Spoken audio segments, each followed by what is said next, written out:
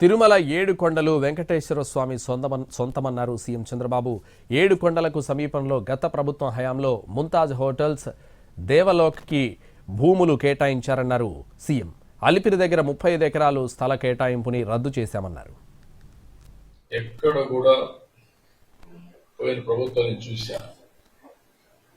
ఏడు కొండలు వెంకటేశ్వర స్వామివి అని మనం చెప్తా ఉంటే, ఏడు కొండలు ఆనుకొని ముంతాజ్ హోటల్కి అప్పట్లో పర్మిషన్ ఇచ్చారు.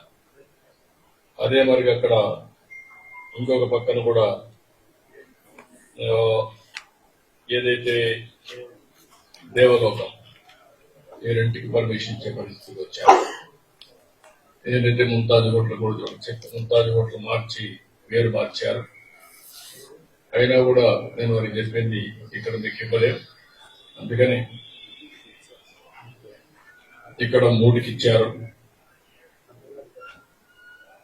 ఏదైతే విష్ణువి వర్స్టైల్ వెంచర్స్ 10.32, ముంతాజ్ హోటల్స్ 20 ఎకరాలు, MRKR construction industries private limited 5 ఎకరాలు ఇచ్చారు. ఈ 35.32 క్యాన్సిల్ చేస్తున్నాం. ఇక్కడ ఎవ్వరు కూడా కమర్షియలైజ్ చేయడానికి వీలు లేదు. ఏడు కొండలు ఆనుకొని ఎలాంటి కమర్షియలైజేషన్ కానీ అపవిత్రం చేసే కార్యక్రమాలు ఎక్కడా ఉండడానికి వీలు లేదు.